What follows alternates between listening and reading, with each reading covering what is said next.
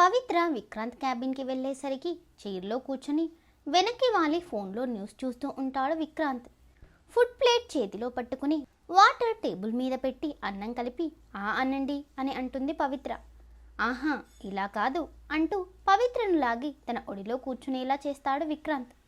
విక్రాంత్ వైపు కోపంగా చూస్తూ ఇది ఆఫీస్ అనుకున్నారా ఇల్లు అనుకున్నారా ఏంటి ఇదంతా అని అడుగుతుంది పవిత్ర. ఆఫీస్ అని నాకు తెలుసు పవి, ముందు నువ్వు తినిపించు అని చెబుతాడు విక్రాంత్. విక్రాంత్ చేతిలోని ఫోన్ లాక్కుని పక్కన పెడుతూ ముందు తినండి తర్వాత ఫోన్ చూసుకోండి అని చెబుతుంది పవిత్ర. అయితే తమరు పెట్టండి అని నోరు తెరుస్తాడు విక్రాంత్. విక్రాంత్కి తినిపిస్తూ ఉంటుంది పవిత్ర. నువ్వు కూడా తిను అని చెబుతాడు విక్రాంత్. నేను తర్వాత తింటాను, ముందు తమరు మెక్కండి అని అంటుంది పవిత్ర. లేదు పవి, నువ్వు కూడా తింటూ నాకు పెట్టు, అప్పుడే నేను తింటాను అని. వెయిట్ నా ఎంగిలి అని ఫీల్ అవుతున్నావా అని అడుగుతాడు విక్రాంత్. విక్రాంత్ వైపు షార్పుగా చూస్తుంది పవిత్ర.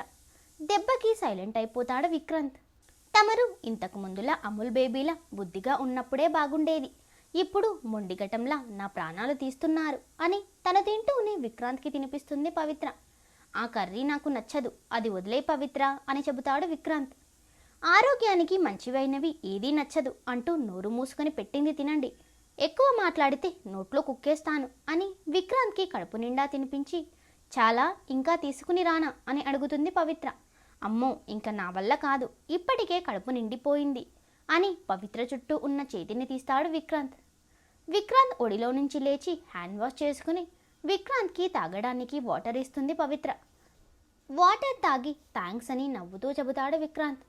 మొదటి నుంచి ఆ నవ్వుతోనే మాయ చేశాడు మాయలోడు అని తిట్టుకుంటూ ప్లేట్ తీసుకుని క్యాబిన్లో నుంచి బయటకు వెళుతుంది పవిత్ర. పిచ్చి పవిత్ర, నన్ను ప్రేమించడం లేదు అని నువ్వు ఎన్నిసార్లు చెప్పి నా మనసు మారాలి అనుకున్నా అది మారదు. ఎందుకంటే ప్రేమ లేదు అంటూనే నా మీద ఇంత శ్రద్ధ చూపించావు. నేను ఒడిలో కూర్చోబెట్టుకుంటే పైకి లేవడానికి అస్సలు ప్రయత్నం చేయలేదు. నా చెయ్యి నీ చుట్టూ ఉన్నా నువ్వు నన్ను ఒక్క మాట అనలేదు. నా దగ్గర ఇబ్బందిగా ఫీల్ అవ్వలేదు. నేను తినను అన్నా నాకు తినిపించి నా మీద హక్కు చూపించావు. ఇన్ని చేస్తూ కూడా ప్రేమ లేదు అని అంటే నేను ఎలా నమ్ముతాను అని తనలో తానే చిన్నగా నవ్వుకుంటాడు విక్రాంత్. పవిత్ర రావడంతో భోజనం చేద్దామా అని అడుగుతుంది ప్రీతి. అయ్యో సారీ ప్రీతి, విక్రాంత్ తినమని ఫోర్స్ చేశారు, తినక తప్పలేదు అని చెబుతుంది పవిత్ర. ఇట్స్ ఓకే పవి, నేను వెళ్ళి తినేసి వస్తాను, నువ్వు వర్క్ చేసుకో అని చిన్న స్మైల్తో చెప్పి ఫుడ్ దగ్గరకు వెళ్తుంది ప్రీతి. అప్పుడే అటుగా వచ్చిన ఉదయ్ ప్రీతిని చూసి మీరు భోజనం చేశారా అని అడుగుతాడు. లేదు ఉదయ్ గారు, అక్కడికే వెళ్తున్నా, మీరు తిన్నారా అని అడుగుతుంది ప్రీతి. లేదు, మీరు ఏం అనుకోకపోతే నాకు కంపెనీ ఇస్తారా అని అడుగుతాడు ఉదయ్. తప్పకుండా పదండి వెళ్దాము అని అంటుంది ప్రీతి. ప్రీతి ఉదయ్ క్యాంటీన్లో టేబుల్ మీద కూర్చొని ఫుడ్ తింటూ ఉంటారు. ఉదయ్ గారు మీరు ఏం చేస్తూ ఉంటారు అని అడుగుతుంది ప్రీతి. సమ్ కంపెనీని రన్ చేస్తున్నా అని చెప్పి గారు అని అవసరం లేదు, ఉదయ్ అని పిలిస్తే చాలు అని చెబుతాడు ఉదయ్. ఆహా అలా పిలవలేను, పోనీ సార్ అని పిలుస్తాను, మీకు ఓకేనా అని అడుగుతుంది ప్రీతి. సార్ అని పిలవడానికి నేనేమైనా నీ బాసా, లేకపోతే పాఠాలు చెప్పే సార్నా? కాదు కదా అని అంటాడు ఉదయ్. అలా అని కాదు, మీరు మా బాస్కి కొడుకు కదా, అందుకని సార్ అని పిలవనా అని అడిగాను అని చెబుతుంది ప్రీతి. బాస్ కొడుకుని మాత్రమే, బాస్ని కాదు కదా, జస్ట్ కాల్ మీ ఉదయ్ అని లైట్ స్మైల్తో చెబుతాడు ఉదయ్. సరే ఇక నుంచి అలానే పిలుస్తాను అని చెబుతుంది ప్రీతి. చిన్న స్మైల్ ఇచ్చి వదిన ఎక్కడా కనిపించడం లేదు అని అడుగుతాడు ఉదయ్. తింటున్న ప్రీతికి ఒక్కసారిగా పొలమారడంతో గట్టిగా దగ్గుతుంది. వెంటనే ప్రీతికి వాటర్ ఇచ్చి తను తాగుతుంటే చేత్తో ప్రీతి తల మీద చిన్నగా తట్టి ఏమైంది, ఎందుకలా అయిపోయావు అని అడుగుతాడు ఉదయ్. మీరు వదిన అన్నది ఎవరిని అని అడుగుతుంది ప్రీతి. మీ ఫ్రెండ్ పవిత్ర గారిని అని చెబుతాడు ఉదయ్. కానీ అలా ఫిక్స్ అయిపోయారేంటి? మా పవి ఇంకా మీకు ఎలాంటి సమాధానం చెప్పకుండా డైరెక్ట్గా మీడియాలో అనౌన్స్ చేశారు. నాకు నిజంగా ఏం అర్థం కావడం లేదు, కొంచెం అర్థమయ్యేలాగా చెబుతారా అని అడుగుతుంది ప్రీతి. ప్రీతి ఎక్స్ప్రెషన్స్ చూసి నవ్వొస్తుంటే అదంతా అన్నయ్య చూసుకుంటాడు. నాకు కూడా పూర్తిగా ఏమీ తెలీదు, కానీ ఒకటి నిజం, వదినకి ఇష్టం లేకుంటే అన్నయ్య ఏ నిర్ణయం తీసుకోడు, అలాగే అన్న చేస్తే అది తప్పవ్వదు అని చెబుతాడు ఉదయ్. ఒక్క ముక్క అర్థమైతే ఒట్టు అని వెర్రి చూపులు చూస్తూ అమాయకంగా చెబుతుంది ప్రీతి.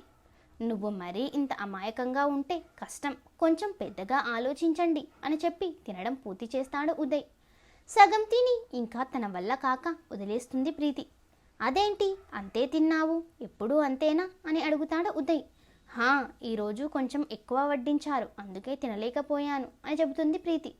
మరీ అంత తక్కువ తింటే నీ వంటిలో శక్తి ఏముంటుంది అని ప్రీతి కూడా తినడంతో తనతో మాట్లాడి తండ్రి దగ్గరికి వస్తాడు ఉదయ్.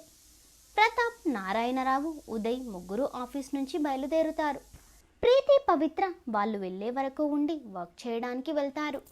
ఉదయ్తో మాట్లాడుతున్నంతసేపు గమనించలేదు కానీ ఉదయ్ తనని నువ్వు అంటూ సంబోధించడం, పైగా తన మీద హక్కు చూపిస్తున్నట్లుగా మాట్లాడడం గుర్తు చేసుకుని ఉదయ్ మాటల్లో తేడా వచ్చింది, ఏంటో అర్థం కావడం లేదు అని అనుకుంటుంది ప్రీతి.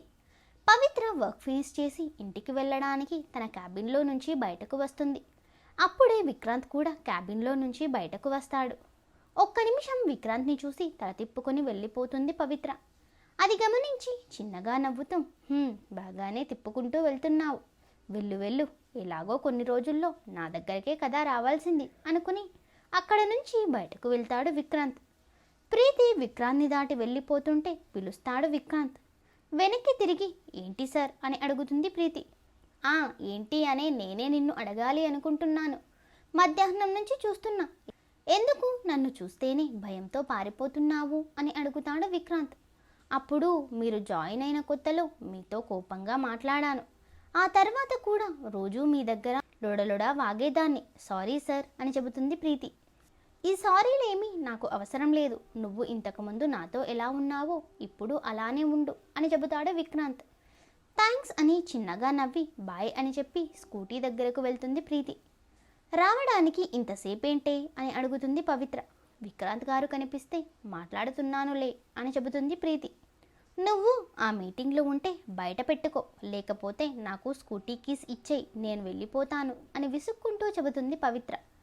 ఇప్పుడు ఏమైందని అంత విసుక్కుంటున్నావు అని అడుగుతుంది ప్రీతి.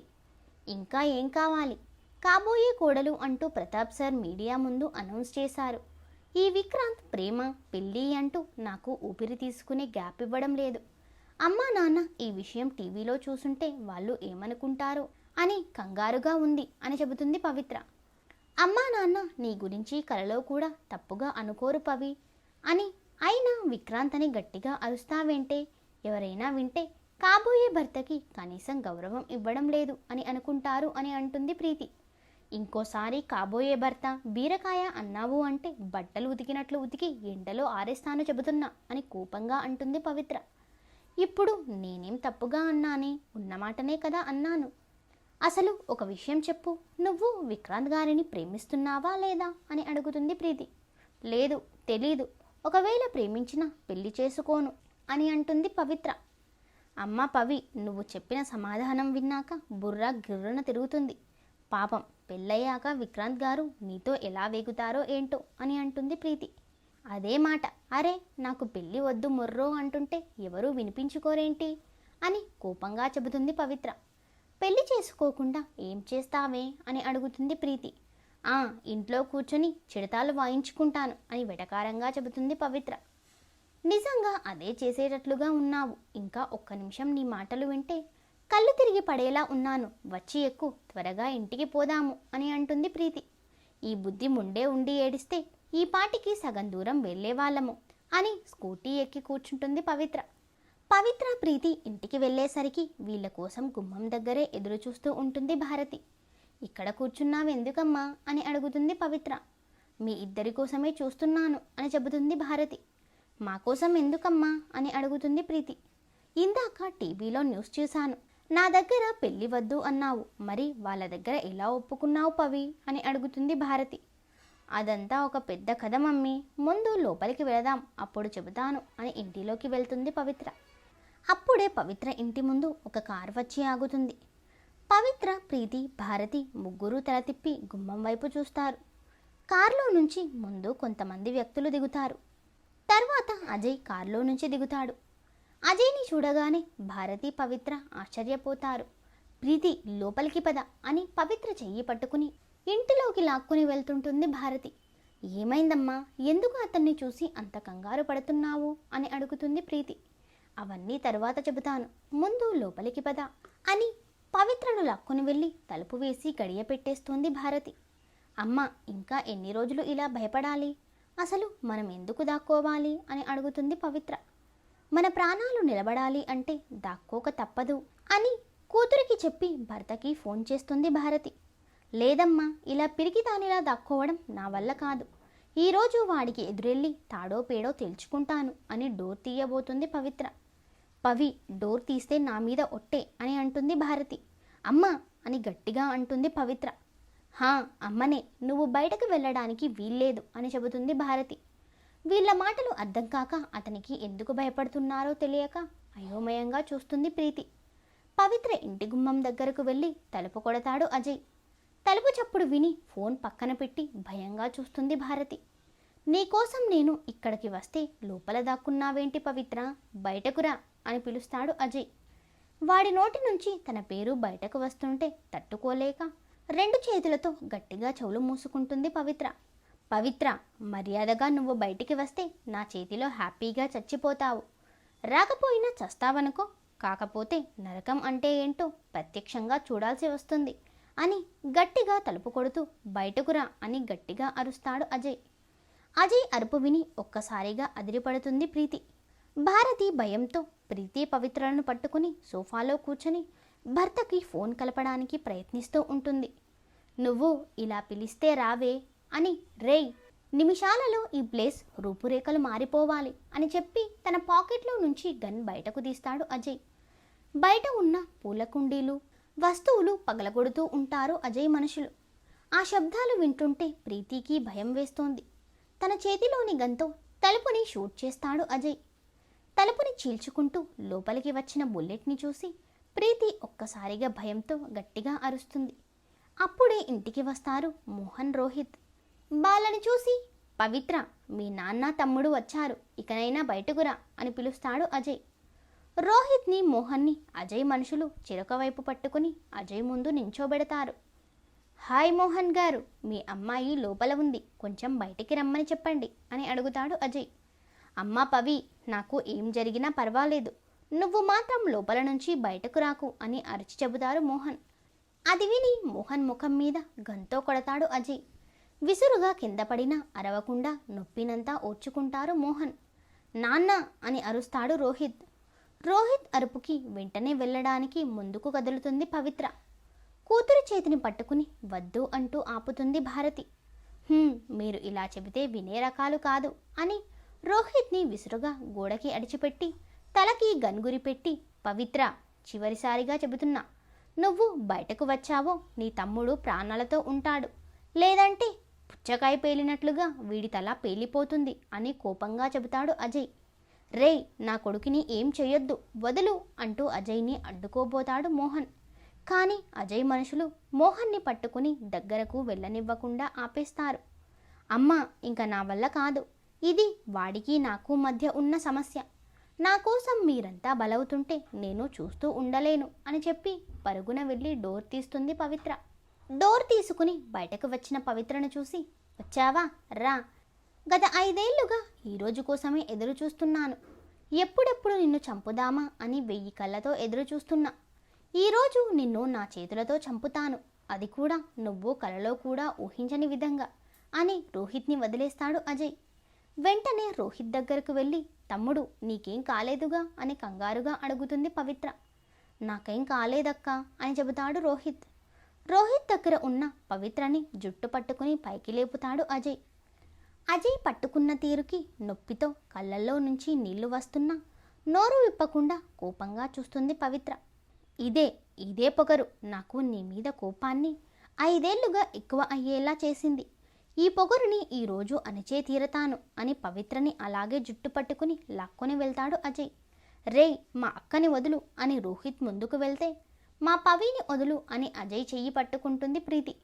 రోహిత్ని అజయ్ మనుషులు దూరంగా లాక్కుని వెళ్తే తన చేతిని పట్టుకుని లాగుతున్న ప్రీతి జుట్టుని మరొక చేతితో పట్టుకుంటాడు అజయ్.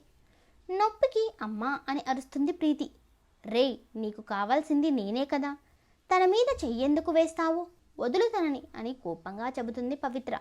అచ్చచ్చో, నిన్ను పట్టుకుంటే ఒక్క మాట మాట్లాడలేదు గాని దీన్ని పట్టుకోగానే ఎక్కడ లేని రోషం పొడుచుకు వచ్చిందా, అయితే ఖచ్చితంగా దీన్ని కూడా తీసుకుని వెళ్ళాలి అని ప్రీతిని పక్కకు విసిరి, రేయ్ దాన్ని బండిలో ఎక్కించండిరా అని చెబుతాడు అజయ్. అజయ్ నెట్టడంతో వెళ్ళి గోడకు గుద్దుకుంటుంది ప్రీతి. నుదురు చిట్లి రక్తం వస్తున్న ప్రీతిని లాక్కొని కార్ దగ్గరకు వెళ్తారు ఇద్దరు. పవిత్రను లాక్కొని వెళ్తున్న అజయ్ కాళ్ళ దగ్గరకు విసురుగా వచ్చి పడతారు ప్రీతిని లాక్కొని వెళ్ళిన వాళ్ళు. పవిత్ర అజయ్ తల తిప్పి చూస్తారు. కారు డోర్ తీసి ప్రీతిని అందులో కూర్చోబెట్టి తన కోట్ విప్పి పక్కకు పడేస్తూ ముందుకు వస్తుంటాడు విక్రాంత్. విక్రాంత్ని అక్కడ చూసి షాక్ అవుతుంది పవిత్ర. రేయ్ ఎవడ్రా నువ్వు అని అడుగుతాడు అజయ్. పవిత్రకి కాబోయే మొగుడిని, నీ పాలిట యముణ్ణి అని మెడ విరుచుకుంటూ చెబుతాడు విక్రాంత్. నువ్వెవడివైనా మర్యాదగా నాకు అడ్డు తప్పుకో, లేదంటే నా చేతిలో చస్తావు అని చెబుతాడు అజయ్. నాకు కూడా సరదాగా ఉంది, దా చంపేసుకుందాం అని అంటాడు విక్రాంత్. విక్రాంత్ యాటిట్యూడ్ చూస్తుంటే ఒళ్ళు మండి గన్తో షూట్ చేయబోతాడు అజయ్. కాలితో అజయ్ చేతిలోని గన్ని ఒక్క తన్ను తంతాడు విక్రాంత్. తన చేతిలోని గన్ ఎటు వెళ్ళి పడిందో తెలియక అయోమయంలో ఉంటాడు అజయ్. ఈసారి ఎగిరి అజయ్ గుండెల మీద బలంగా తంతాడు విక్రాంత్.